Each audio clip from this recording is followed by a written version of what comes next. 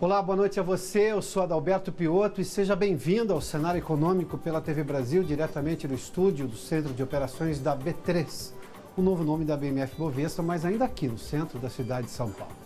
E o PIB registrou queda de 0,3% neste mês de fevereiro. Essa é a parte da notícia ainda preocupante. A parte da notícia que podemos dizer é alentadora é que o recuo é o menor em 22 meses. Um sinal claro de que a retração econômica está perdendo força, embora ainda conviva com índices negativos. Por outro lado, houve aumento na produção de petróleo e um superávit da balança comercial agora em fevereiro. Na conta entre o que nós exportamos para o mundo e o que compramos de produtos importados, o resultado foi favorável ao Brasil, apesar da operação carne fraca que prejudicou a exportação de carne dos frigoríficos brasileiros. Tudo isso aqui no Cenário Econômico. O Ministério da Indústria, Comércio Exterior e Serviços divulgou hoje os números da balança comercial. Nós vamos até Brasília com o repórter Pedro Henrique Moreira, que tem mais informações. Pedro, esse foi o melhor resultado desde 1989? Boa noite. Olá, Piotto. Boa noite para você, boa noite a todos. É isso mesmo, o melhor mês de março em 23 anos, desde que esse levantamento começou a ser feito. As vendas de produtos brasileiros para outros países, ou seja, as exportações, superaram as importações em 7 bilhões e 145 milhões de dólares. Esse tipo de indicador sempre é divulgado em dólar, né, Piotto, que é a moeda das transações internacionais. Se a gente fosse tentar converter, daria mais de 22 bilhões de reais. E a surpresa foi realmente aí os indicadores do setor de carnes, né? Se a gente for considerar carne bovina, suína e de aves, houve crescimento com relação a março do ano passado, de 9%. A questão pega um pouquinho mais para a carne bovina. Aí sim, se a gente fizer só esse recorte, houve queda de 1,7% com relação a março do ano passado, mas o Ministério alega que a carne bovina já vinha apresentando uma tendência de queda, mesmo antes da operação carne fraca. Mas provavelmente a operação deve ter impactado nesse resultado. A gente falou aqui que na quarta semana de março, né, quando o Ministério apresentou os indicadores aí, havia tido uma queda aí de 20%, né, na exportação de carne. Piotto, vou te falar também alguns setores que tiveram destaque aí no mês de março com relação ao crescimento, né? O minério de ferro, por exemplo, aumentou 186% com relação a março do ano passado. Hidrocarbonetos, óleos combustíveis, petróleo bruto, todos eles tiveram um crescimento de mais de 150%. E alguns setores aí mais populares, por exemplo, veículos de carga, aumento de 67% nas exportações, e automóveis de passageiros, aumento de 47%, sempre lembrando com relação a março do ano passado. Piotto.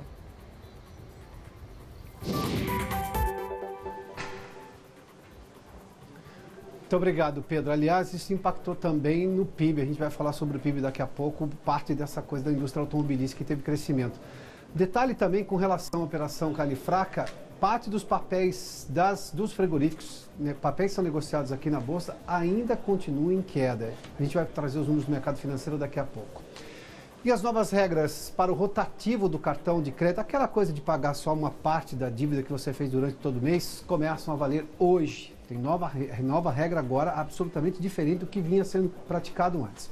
A medida limita para apenas uma vez o pagamento mínimo das faturas de cartão de crédito. A Vanessa Casalino tem mais informações, direto à redação da TV Brasil em São Paulo. Vanessa, boa noite. Oi, Piotto, boa noite a você, boa noite a todos. É hora de aproveitar para se reorganizar, né? A partir desse mês, quem optar pelo pagamento do valor mínimo da fatura não pode mais repetir essa opção por vários meses seguidos, como acontecia até agora. O objetivo da determinação do Banco Central é desestimular o uso do rotativo e forçar os bancos a oferecerem soluções de parcelamento mais baratas. Para se ter uma ideia, a taxa de juros do rotativo encerrou 2016 em mais de 480% ao ano. A partir de hoje, quem não conseguir pagar integralmente a fatura no fim do mês pode optar pelo pagamento mínimo de 15% do total, uma única vez. Na fatura seguinte, o banco já está obrigado a negociar com o cliente um prazo e uma taxa de juros mais baixa. 4 grandes bancos brasileiros já anunciaram suas novas taxas. Elas estão variando entre 0,99% e 9,99% ao mês, bem mais baixas que as atuais do rotativo, que estão em torno de 16% ao mês. Ainda que essa nova regra seja bem mais vantajosa, é preciso que a pessoa tome cuidado, com o endividamento. Quando ela usa o crédito e chega na data da fatura, que é daí a 30 dias, não consegue pagar, significa que ela gastou mais do que recebeu. Então ela vai ter que pegar isso e parcelar ao longo do tempo. Agora imagina se ela não inclui essa parcela no orçamento doméstico, no mês seguinte ela vai voltar a gastar mais. Então ela vai voltar a ter um novo endividamento e vai ter que fazer um novo parcelamento e essas dívidas vão se acumulando em dívida sobre dívida. O resultado disso é que uma hora ela vai perder o crédito completamente, não vai conseguir mais comprar em lugar nenhum e aí sim vai ter problemas sérios nas finanças dela e da família. Ficou claro aí, É bom ter cuidado. Vale lembrar também que por essa nova regra é possível fazer o pagamento integral da dívida a qualquer momento, inclusive antes do vencimento da parcela seguinte, Pioto.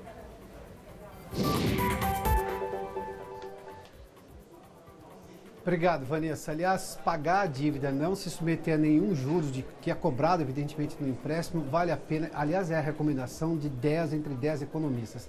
Não há nenhuma aplicação financeira hoje no Brasil que compense os juros que você paga quando você empresta recursos. Seja para você prolongar o pagamento da sua dívida, seja para você emprestar e fazer qualquer outra coisa. Ou seja, se você tem dinheiro guardado em algum lugar, nenhum investimento vale a pena. Vale pagar a dívida sempre, sempre. Não há alternativa em relação a isso. O Instituto Brasileiro de Geografia e Estatística divulgou hoje os detalhes do Censo Agropecuário de 2017, que está defasado há anos. O repórter Maurício de Almeida está no Rio de Janeiro e tem mais informações. Maurício, o censo começa em outubro e deve durar quanto tempo, hein? Boa noite, Pioto. É isso mesmo. Esse censo vai começar a ser realizado no dia 1º de outubro e vai durar 5 meses. Inicialmente, a ideia do IBGE era fazer o censo em apenas 90 dias. Só que devido aos cortes do governo federal na verba destinada para o censo, foi um corte de mais de 50% nesse orçamento, o IBGE teve que traçar uma nova estratégia. Por isso, vai contratar menos recenseadores, que terão que trabalhar durante mais tempo para conseguir realizar toda a pesquisa. Portanto, não mais em 90 dias, e sim em 5 meses. O questionário do censo também foi simplificado para que esses recenseadores consigam visitar pelo menos 3 propriedades rurais por dia e concluir o trabalho nesse prazo de 5 meses. Ao todo, eles devem visitar mais de 5 milhões de estabelecimentos agropecuários em mais de 4 mil municípios do Brasil. A ideia é traçar um verdadeiro raio-x da produção agropecuária brasileira. Dados como área, campos de produção, também contratados, como são contratados os trabalhadores do campo, se esses trabalhadores utilizam algum mecanismo para irrigação, usam agrotóxicos, tudo isso vai ser apurado pelo IBGE. E o resultado do censo agropecuário deve começar a ser divulgado até o fim do primeiro semestre de 2018. Pioto.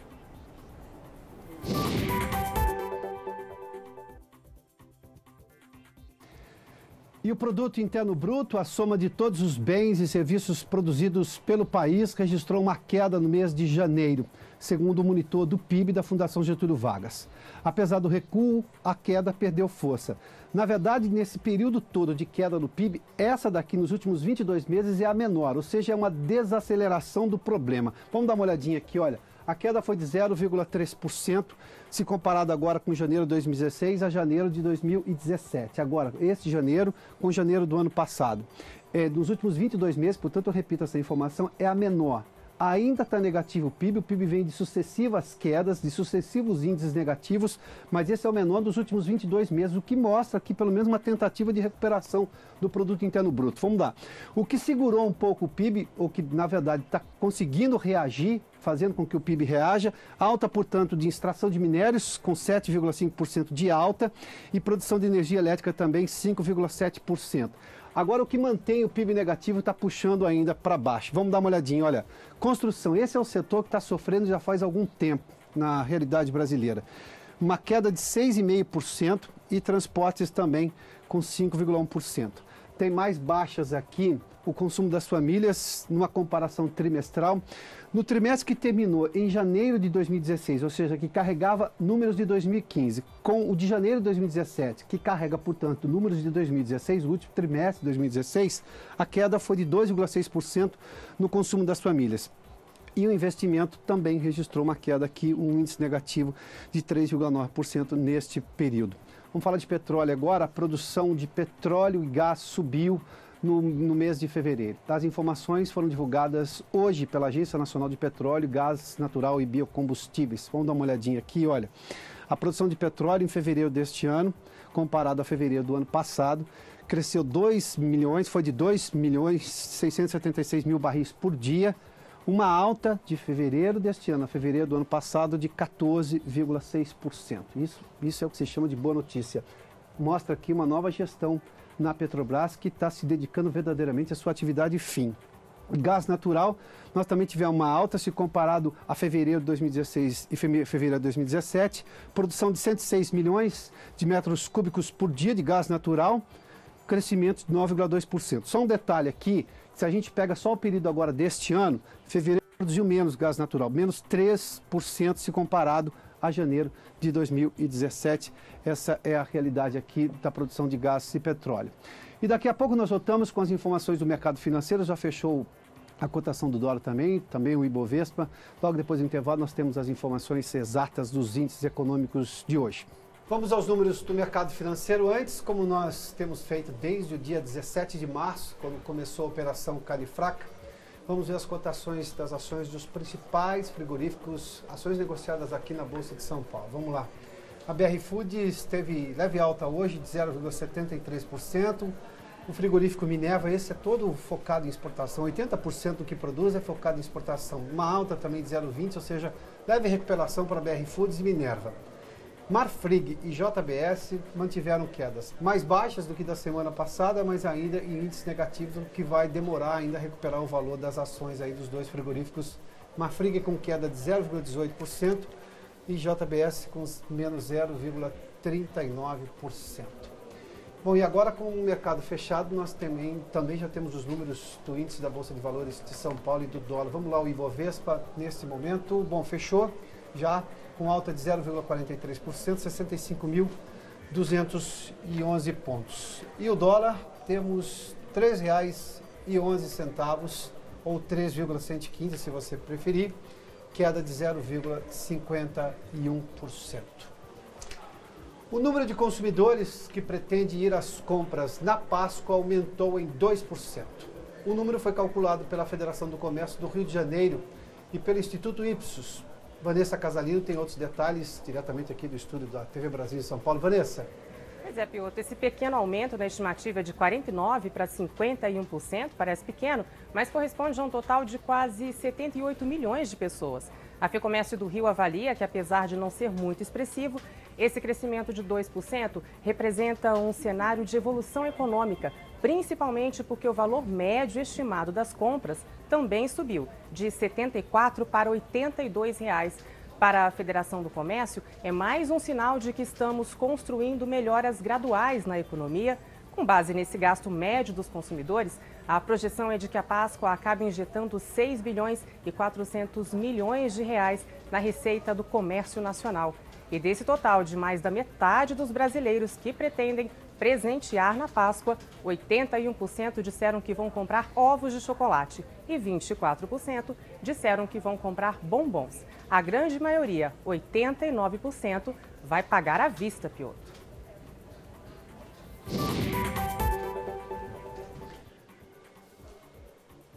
Muito obrigado, Vanessa. Sabe por que muita gente compra bombom e não exatamente o ovo de Páscoa? Porque ela faz uma conta muito simples. Você olha ali a gramagem, o peso do ovo de Páscoa, aquilo, digamos, é o que tem de chocolate ali.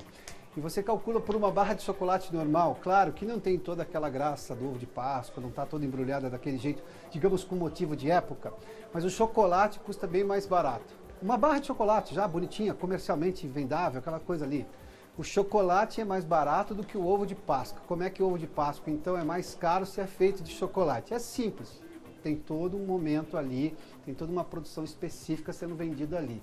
tem a Páscoa sendo vendida ali. Mas se você está interessado em chocolate e quer somente comer chocolate durante a Páscoa, há alternativas também econômicas. A indústria do chocolate continua agradecendo porque ela está vendendo chocolate do mesmo jeito, não muda não.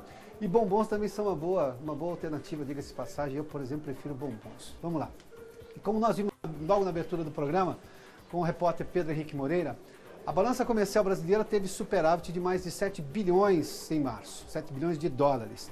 Uma boa notícia, uma vez que se trata do melhor resultado para o mês desde o início da série histórica, o governo que está sendo medido isso aí desde 1989. Para falar sobre o tema, eu recebo aqui o economista Eric Hebertal.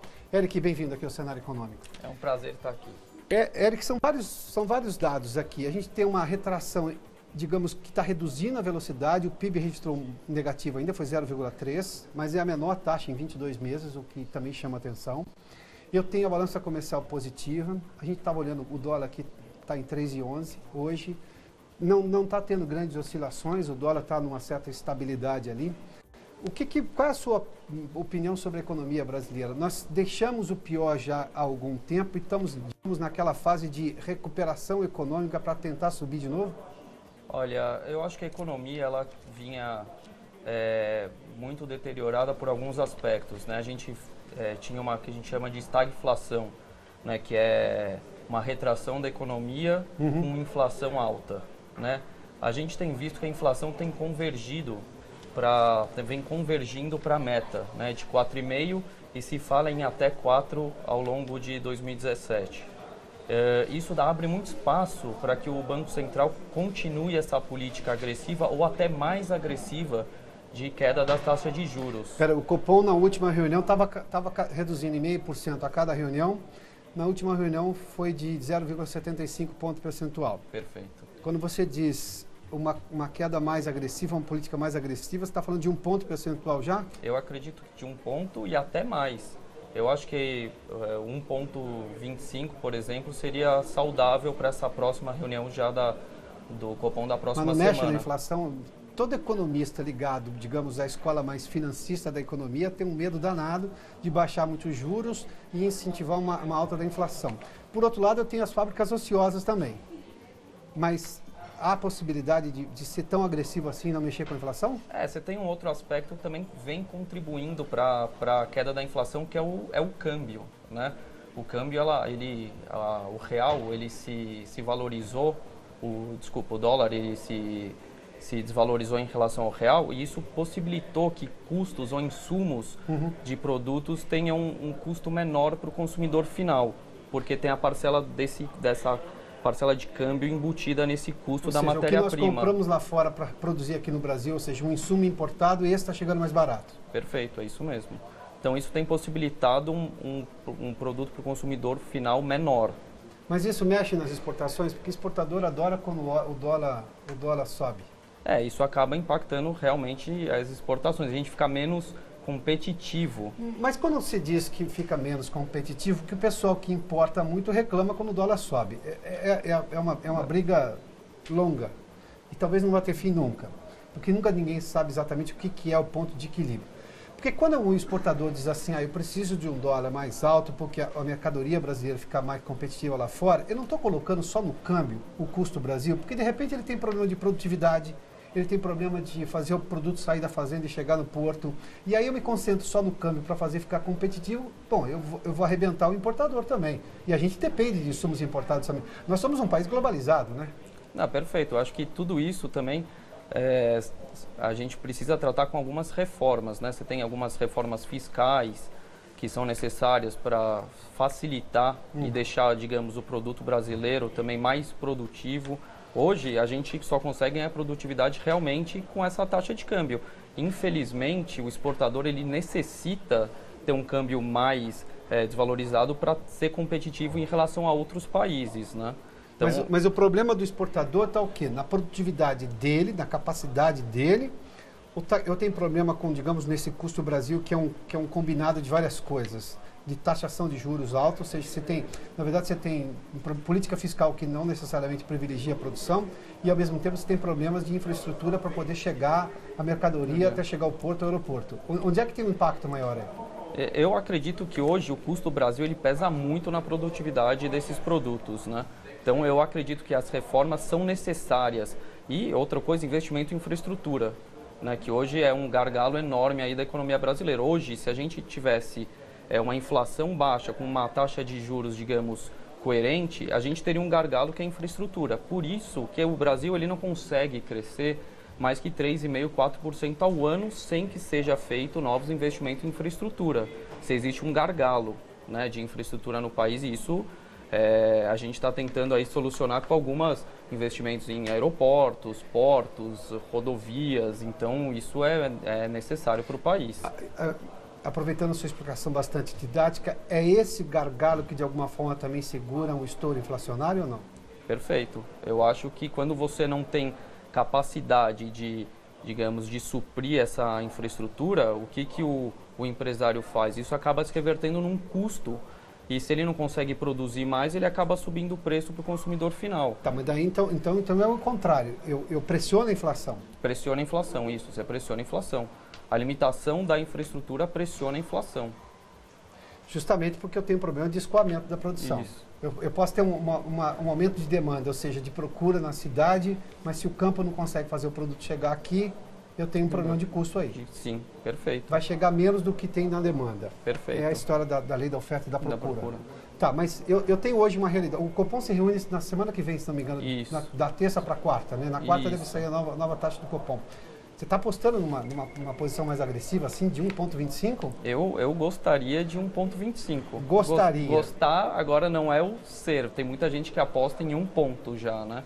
Eu acho que a maioria dos economistas estão apostando em 1 ponto. Eu acho que 1,25 seria, também caberia aí 1,25. Mas eu estou falando de taxa Selic, tudo bem, a taxa referencial de juros, é a taxa básica de juros do país, mas eu estou falando de uma outra coisa.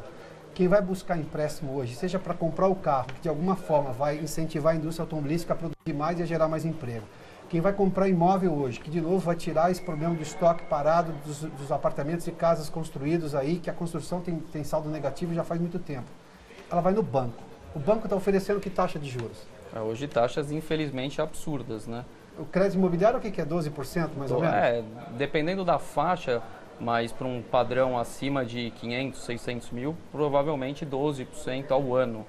Que é, né? Muito alto. Muito alto. Você acaba sendo muito penalizado, principalmente na parcela saque, que é aquela parcela decrescente, mas que você acaba desembolsando muito no começo. Uhum. Então, para um país hoje que está em crise, para uma pessoa que hoje tem receio de investir ou adquirir um imóvel, você começar a pagar uma parcela muito alta, a pessoa precisa ser corajosa. Quer dizer, ela não tem incentivo no começo. Não tem incentivo.